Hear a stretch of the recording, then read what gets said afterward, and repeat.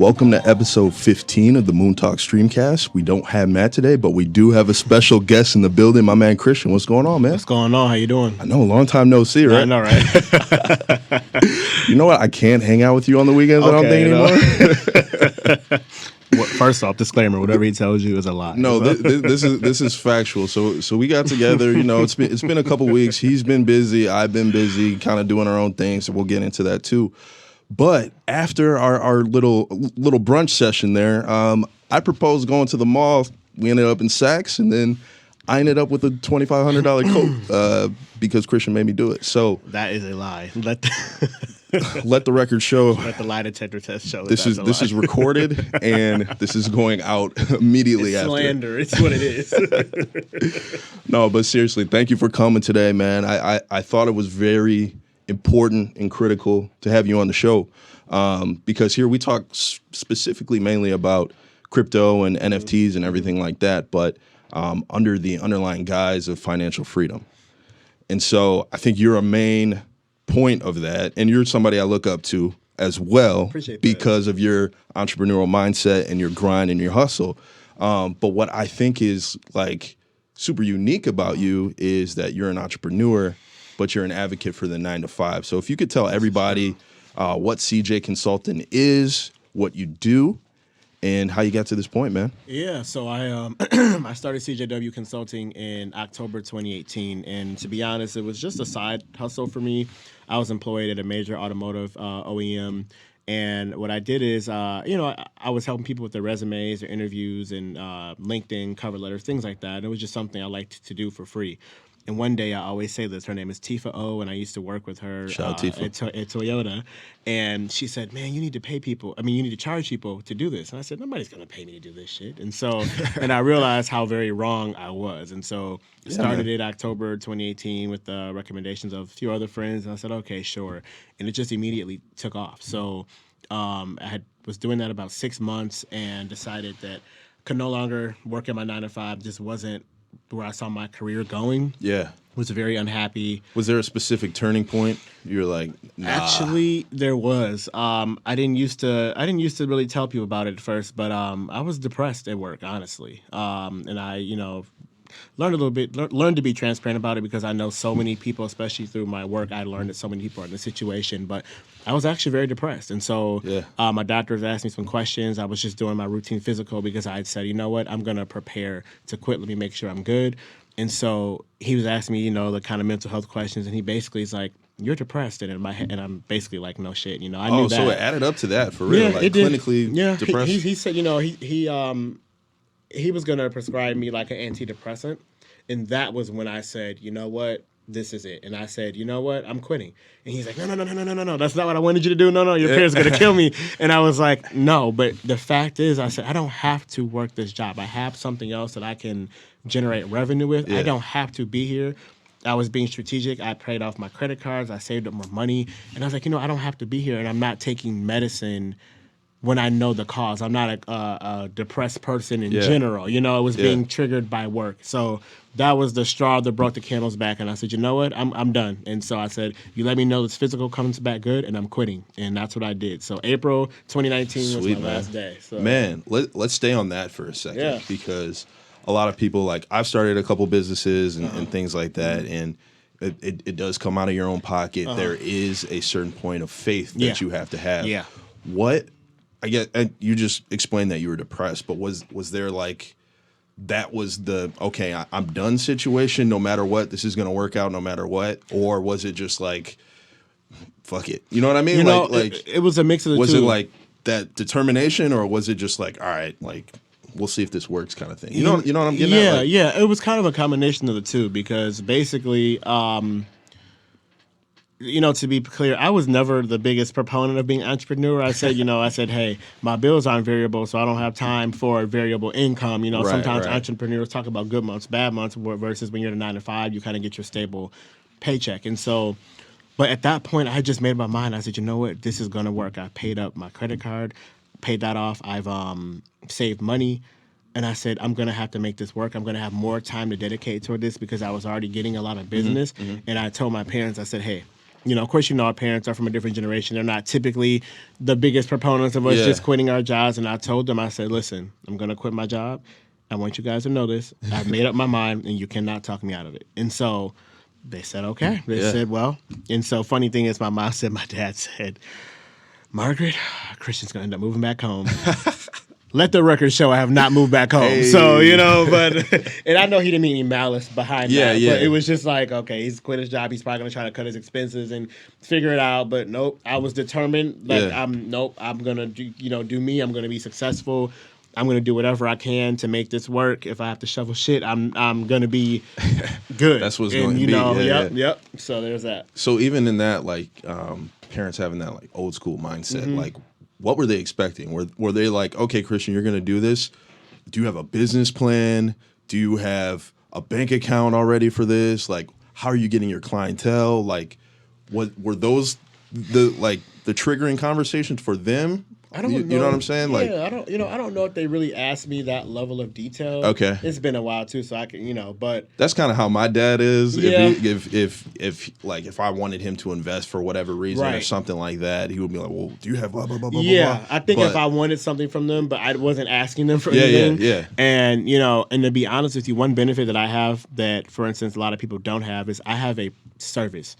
And I don't really have a lot of overhead, versus like I know a lot of people, for instance, like you start a clothing line, but that's inventory, that's overhead. And the supply chain in me, I'm looking at like inventory turnover rate and things like that. I don't have that. All I need is a phone, a laptop, and Wi-Fi, and that's stuff that I would have regardless. Sweet. So, so that's kind of the one thing that worked out for me. And I had been getting so many clients prior to me quitting. Even though it had only been 6 months, I was getting calls left and right. And at that time, I was just booking kind of ad hoc. And then eventually, once I quit, I made a website, booking system, Sweet. But so I didn't really, I was using Instagram, LinkedIn, things like that, and, getting ideas and marketing. So, yeah, it really just happened. I always tell people. That's a blessing, though. I tell people to be blunt. I say, do not use me as when people look at me and they're like, oh, I'm going to quit. I'm like, whoa. Like, don't just look at me and do that, because it kind of just happened. I did not really plan that I was going to be an entrepreneur. I planned that I knew I might quit, but I thought I'd go back to work in a few months, and it just hasn't happened. So, I tell people this kind of happened. I have a product, a service, versus most people I know that want to be entrepreneurial. They want to have products, and that's overhead, that's inventory. You got to buy, so I tell people, like, don't just use me as a poster child for it, but I have a lot of insights and can provide you with a lot of advice. If that makes sense. So, yeah. We'll get into the intricacies of CJW Consulting, but I want you to speak on being your own boss. Okay. And being in this entrepreneur field, because I think a lot of people, like, it's cool, it's trendy to like want to be your own boss and things like that, but I don't think people understand what comes with that. Like, to your point about my clothing line, like, I knew that I was going to have to take on inventory, and clothing lines really take like 5 years to get going. But I was for that going in, you know what I'm saying? Because we do our market research and we understand what kind of business that we're getting into. But like growing up, like listening to different rappers, music execs, label heads and stuff like that, talking about like, oh, you're getting money from the white man, or you're a slave, or things like that. I used to think like that, but now it's like you can have both. You can. And also, entrepreneurship is not for everybody, too. Like, it's good to have a steady, income. You're going to get paid every 2 weeks or the first of the month or whatever the case. You know what's coming in to take care of your personal overhead. So I want you to talk about, like, the people who like glorify like being a boss versus like what it actually is. You know what I mean? Like, so I think you hit on some great points, and these are things that I always tell people. Entrepreneurship is not for the faint of heart. Yeah, it has its struggles. You can make whatever. Let's just say arbitrarily, you can make $10,000 1 month. You can make $6,000 the following month. You know, so you have to be aware for variable income months and kind of plan your budget accordingly. And just being your own boss comes with its own set of challenges. As while I'm not glued to a 9 to 5 every day per se. there's a lot on me. You know, I'm the consultant. I do all my marketing. You know, I create the content. I'll outsource things sometimes, but you know, I'm doing a lot. I'm very hands on. So there's a lot that comes with that. Sometimes you get burnt out. Sometimes you get tired. Some days I wake up and I'm like, I don't feel like doing this. You know, I mean, and that's the thing that people don't see. They just see the glorified, like, yeah, I might post that I'm at a happy hour at 2:00 on a Wednesday. Swag. And yeah, subtle flex, but you know, but it's not that. Hey, that could also be because I blocked my time out because a friend was free and I wanted to link with them, or it could just be that, hey, that week I didn't have any clients. Last week, my calendar was booked every single day. Somebody was messaging me saying, hey, I can't book it. I said, well, because it's full, you know. And then the week before that, though, you know, and the week before that, I had 2 clients the whole week. So I'm like, so, you know, I kind of had to plan for that and, you know, not overspend. And so you kind of have to really, you know, be strategic about your moves. Things like that. Does that make sense? Yeah. And that's just the thing. Sense. People, they just don't talk about that as transparently. I feel like we always see the, you know, people promoting entrepreneurship. And let's be clear here, like you kind of mentioned, I'm not opposed to a 9-to-5 at all. Yeah. I think a lot of roles have become increasingly more flexible. Not all, but some roles have become increasingly more flexible. I would contemplate going back and getting a 9-to-5 if it was a 100% remote.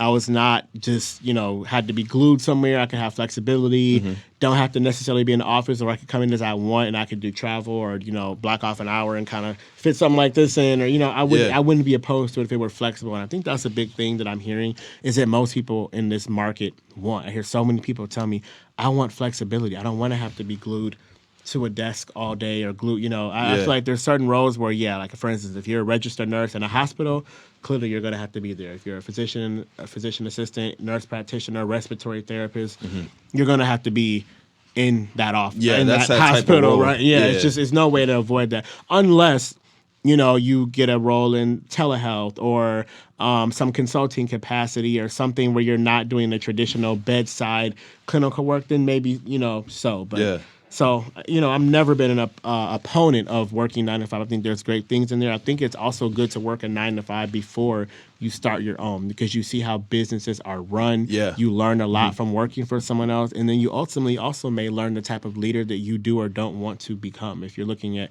hey, I had to report to this manager. I didn't like that they did this, blah, blah, blah. As a manager in the future, I'll be sure that I apply those things that I didn't like. Yeah. Exactly. No, that makes perfect sense. And that's why, I'm glad you came on the pod because I think you come from a unique perspective, being in entrepreneurship, but advocating with your business 9-to-5s. You know what I'm saying? So, I was listening to another podcast maybe a couple months ago, and it kind of just a light bulb went off in my head. Like, I've been working my 9-to-5 to get out of my 9-to-5. Fair. Versus actually applying my 9-to-5 to everything else that I'm doing because that is another stream of income. Yeah. That is a whole nother level of connections that I might have. I was listening to this guy. He was a police officer, and he was getting into real estate. Yeah. And so his whole clientele were other police officers, firefighters, people in that sector. Yep. And police officers trust police officers. They do. He was building up, I believe it was after-school programs or preschool buildings. Okay. And so other cops trusted that facility. Okay. You know what I'm saying? To take their kids and stuff. As his police salary was the least on the totem pole for what he was making, it was his whole clientele base. So that kind of opened up my eyes too. Because you're in the fraternity and everything like that. You have all this pool of people. Yeah. You know what I'm saying? Shout out to them because all the members of Alpha Phi Alpha Fraternity Incorporated have they've really supported me. I've had I have frat brothers that I have not met in person, but we're connected with on social media, and we may talk frequently, weekly, text, FaceTime, whatever. Yeah. But I haven't actually linked with them in person, and they're resharing my flyers. They're referring people to me. One of them, his name's Andre White. Got to shout him out, and he's in North Carolina, and he has a nonprofit. And so he, he's told some people listen, you need help. Okay, stop being cheap. He's very forward and blunt. He's like, stop being cheap. pay this man to help you. He's going to help you, and you're going to get. And I remember somebody who, one of his, I think, line brothers or chapter brothers, he'd been applying for roles for months. I reached out to him after I did his resume. He said, man, I got interviews the first week after you redid my resume. He said, I was getting 0 calls back before. And he's like, and this is when probably, I don't know, 2019, 2020, I was much cheaper then. But he's like, pay this man, you're going to get your results. Stop being cheap, Right. And so, but I say that to say I have so many people in the frat that have looked out for me. One of them recently, he even came to me. He said, you know what? I just want to let you know I'm proud of you, because he said, I know when you first told me you were going to do this, I was kind of like, oh, don't quit your 9 to 5, and he's, I don't know, about 50 plus or minus, or, so, different generation, but he was kind of like, Yeah.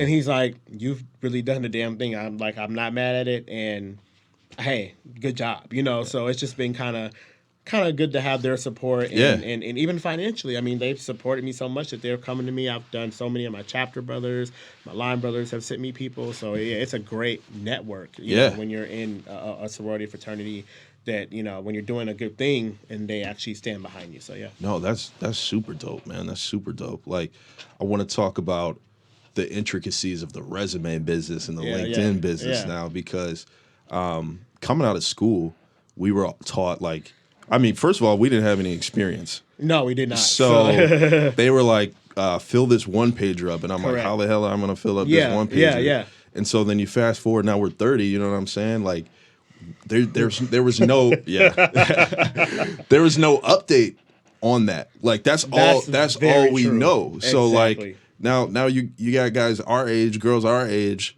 and like, does it still have to fit on one page? What does a good, attractive resume look like, without giving all your gems? Because obviously go to CJW, you know what I'm saying? But like, we never got that update. No, So those are valid points, and I actually talk about this in my consultations. I say a lot of people, you get taught these resume techniques, but it's when you're fresh out of school. Well, do you really need maybe overpage? Because most people haven't done that much. Now, you have some people that's done a lot, or had 3 or 4 internships or co-ops. So most times people maybe have an internship, a college job.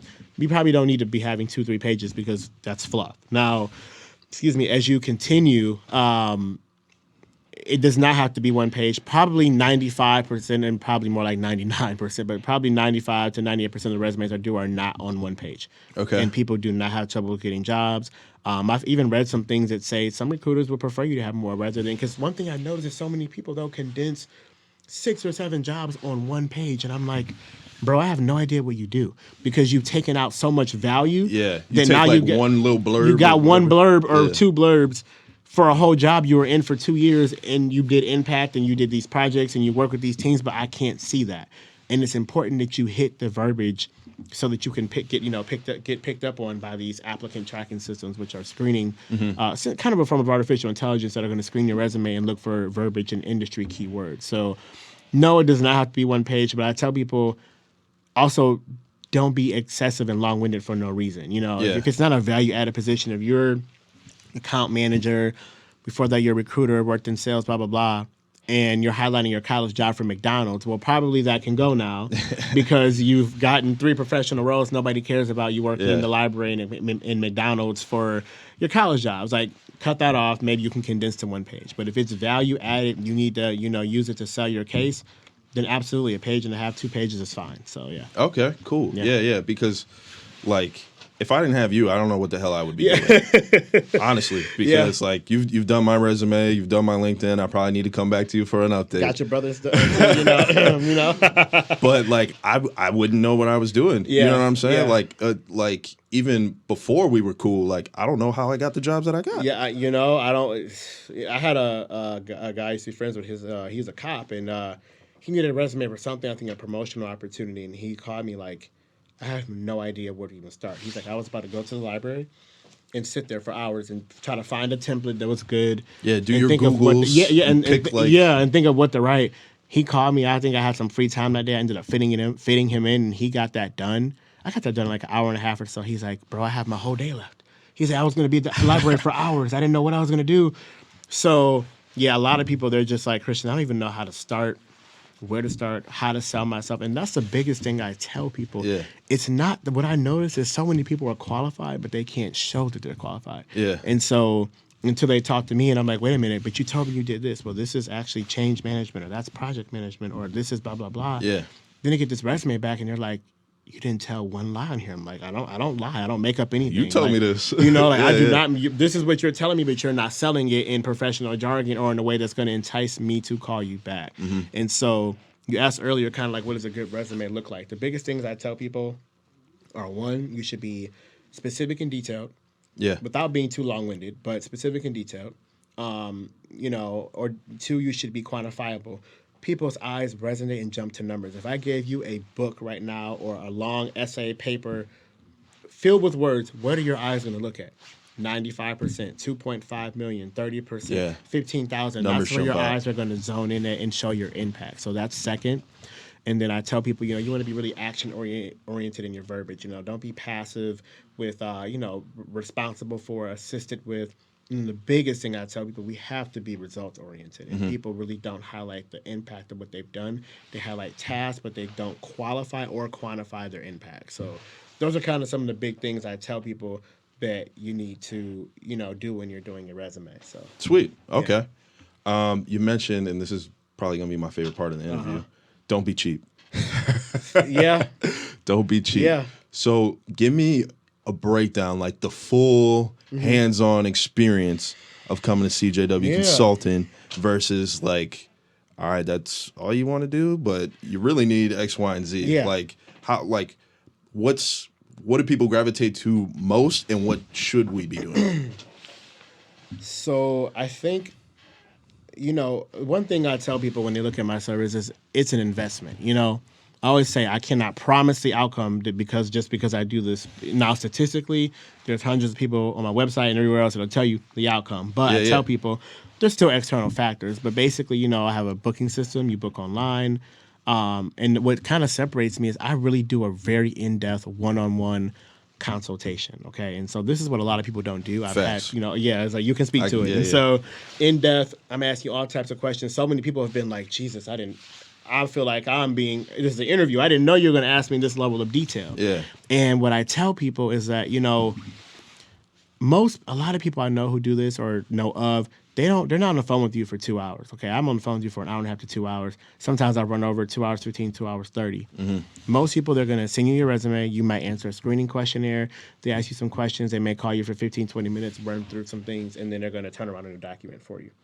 I don't really personally feel right about that because I feel like I really need to get to know you. And after that 2 hours, 2.5 hours, I'm able to really understand where you're going with your career, what you've done, and really sell you on paper. So that one-on-one consultation is what I think sets me apart. And that's what so many people have told me sets me apart because they were like, yeah, I was going to book with this person, but they weren't even going to call me. And I really wanted to talk to someone and talk through my experience. And I think that's what sets me apart and why people really like rock with the service because I'm not just slapping together words. It's not like, oh, You talk to somebody for 15 minutes and you come to your own conclusion. Yeah, and then here's $300 for a package or $400 or whatever they're getting, and here you go. Like, no, this is I'm invested in you.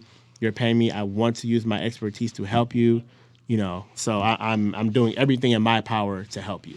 Dope, man. That's crazy. Yeah. So like, I can speak firsthand, because like that was an intense session. Yeah. I was like, shit, I didn't know I did this stuff.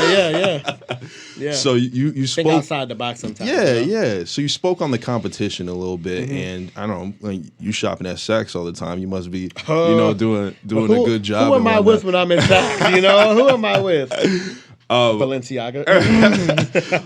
Last question I had for you was, as we're moving forward, looking into the future, looking into the landscape of what's going on out there are a lot of opportunities that I see that might not be so mainstream yet on the crypto side of things, NFT side of things, developers, marketing. I'm not sure if you've seen any of that, but I wanted you to talk about what you think some of the bigger industries coming up over the next 5 years that you're seeing, and then also like who's coming to you now? What's killing out here now? You know what I mean? So I don't know a lot about the cryptocurrency market, to be honest. I have not had clients really come to me specifically stating that they want to get into those fields. Okay. So I'm not as much of an SME on that area, but I will say the fields that I see very often are I've done a lot of just general business in general, but a lot of HR. I've done a lot of HR clients, and especially because I think, with 2020, DEI falls under HR a lot of times. And so, a lot of people have been trying to get into that space, and a lot of companies are more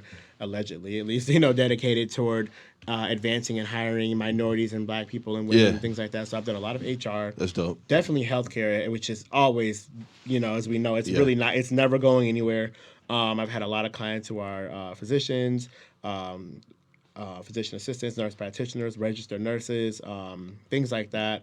Even on the administrative side, I've had a lot of, administrative fellows and healthcare managers, VPs, directors, things like that. So I think healthcare is a big one. Okay. And then even a lot of education's there too. And then I would probably say tech is also kind of up there. Prevalent, yeah.